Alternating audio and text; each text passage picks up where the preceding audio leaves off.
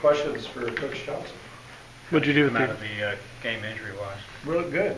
I mean, we're probably out of this game. We didn't get anybody seriously hurt. We still got some lingering guys, but we came out of this one pretty good. What'd you do with your downtime? I didn't have any downtime. You know, we came in on Sunday and watched the film and started breaking down Duke and did the same thing yesterday. I went to Macon last night, touchdown club, so we haven't had any downtime. What's the plan for this week? We're going to practice probably through Friday, give them the weekend off, and then come back on Monday. I know some staffs do the self-scouting thing during the off week.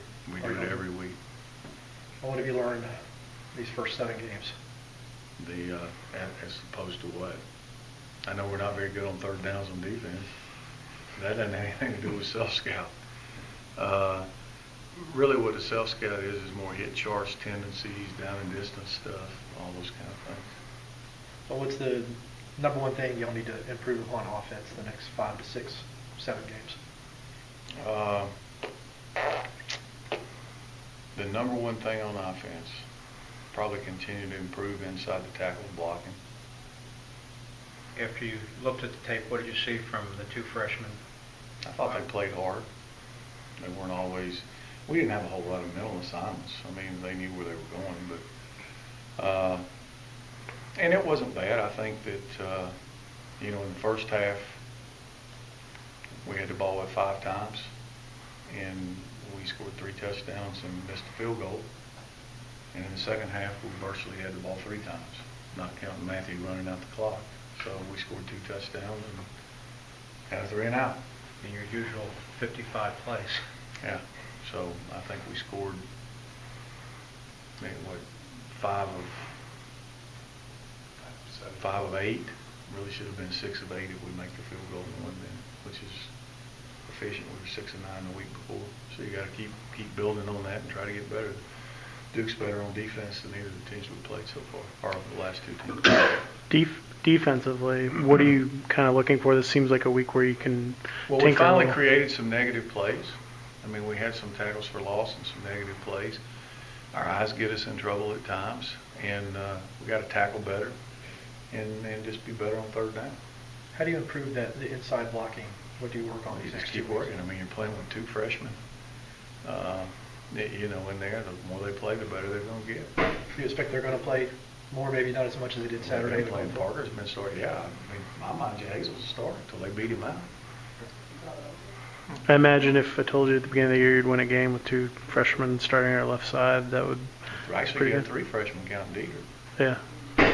Has Rodwell becoming the consistent punter you were looking for? You know, I thought he did okay Saturday. He had a couple of punts. One we were fortunate wasn't blocked. We turned the guy loose. So, yeah, he's done much better. He's been better the last few games. Are your missed assignments going down in offense? Yeah. Is there? I mean, I guess there's always room. Is like, do you feel like it should be? You're in game 7. I mean, we do the same things. It should be going down. Was Clark able to practice today? No. Who were your players of the game? Corey Griffin on defense, Ricky June on offense, and Sean Kagawa on special teams. Anything else for Coach? Okay. The number of plays you're playing obviously down significantly. Is it mostly anything because of the other teams playing slower and keeping the ball longer, or there? Can't get off the field. Got to do better on third downs on defense. How does that? I mean, in the second half, you know, we had 3 series, right? One of them was 3 and out, so it wasn't like we were holding the ball. You know, they ran 88 plays. Has that influenced? Now, the good news is we haven't given up a ton of points because we haven't given up big plays. Has that influenced the way you call games or Well, sure does. It influences everything. That's what we used to do to everybody else. Right. Yeah. But can you give me an example? Like, how does it like? Well, it's harder to take chances. You've got to, you know, zero in. But it just happens. I mean, it could change overnight. You know, if we come out and there's been games where we were terrible on third downs on offense too. That's why you're not out there much. You know, the Clemson game, we were awful. Somewhat better in Miami. The last three, we've been a little better gradually. We just got to continue to get better. Your tempo is actually a little bit slower than it has been, I mean, not significantly so. Is that something that's been by design, or is that? No.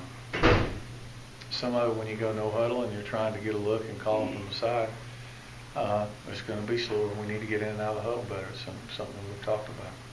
Do you think that's given defense coordinators some issues in terms of mixing that up between going no huddle and sending the plays in? Possibly. I don't know. I mean, you know, our quarterback's a 3-year starter. He knows what's going on. He can get you in the right play for the most part. I mean, it's so. We started a game. I didn't know how they were going to line up.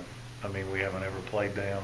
I had an idea, so the first play I wanted to see how they lined up. After that, there wasn't a whole lot of use to go no huddle, really. Is Roof going to stay in the box? Do y'all talk about it, decided? I would assume. We haven't talked about it. All right. I'll let them do their thing, man. You're not going to jump in, right? In the box, I'm still thinking about it. If they don't start playing better, I'm going to go up there.